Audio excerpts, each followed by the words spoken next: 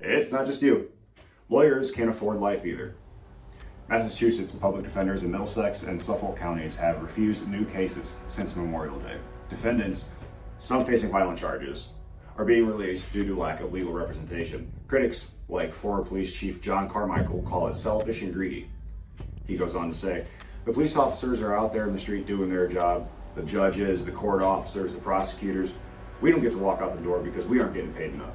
Carmichael had a salary of about $200,000 during his time as chief. Bar advocates say in support of the strike, the system is built on underpaying those who believe in the work they're doing.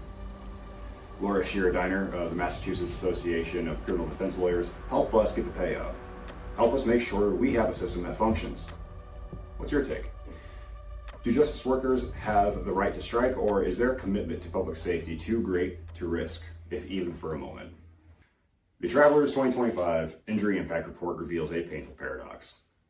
2.6 million workers' comps claims were analyzed, and it revealed that injuries across the board were down, but the cost per injury has gone up. And this is because of an older working population, high turnover, and longer recovery periods. So the way this breaks down is 30% of claims were filed for overexertion.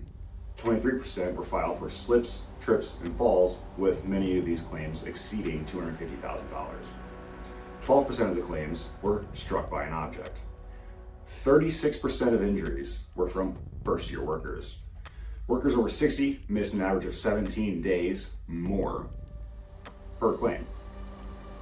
If we look just one layer deeper, the story we're told is one of a population that can't afford to retire when they're old, they can't handle the work when they're young, and this is immediately supported by the 30% of the 2.6 million claims that have been filed for overexertion.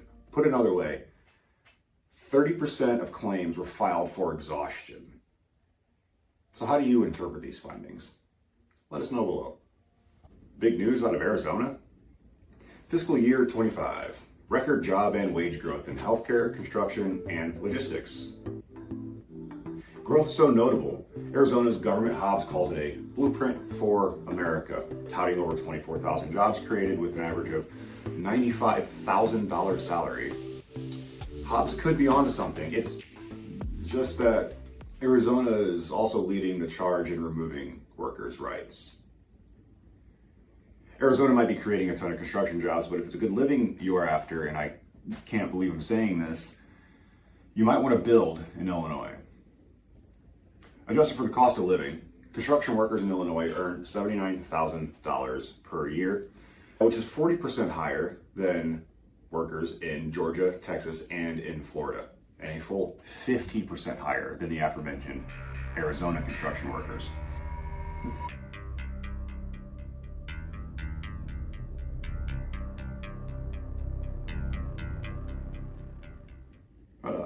Sidebar. With the southern states ramping up deportations, that wage gap will close as Americans fulfill those jobs and require higher salaries. If you aren't in construction but still love cornfields and bush light, you have hope. 22 Illinois-based companies have been praised for their employee-friendly practices, their flexibility, their culture, and support leading the charge. We dropped a link, but you probably won't recognize most of these countries. Fun fact, as we're getting out of here, Illinois ranks as number 2 in the U.S. for corporate relocations and expansions, and we're surprised by that too. I'm from Illinois, and it's a fucking shithole. If you enjoyed that video, you think we've earned it, drop us a like and consider subscribing. Check out our merch store. It's on our website at theunemployablelife.com. We have more merch coming we're super excited about. We'll see you in the next one.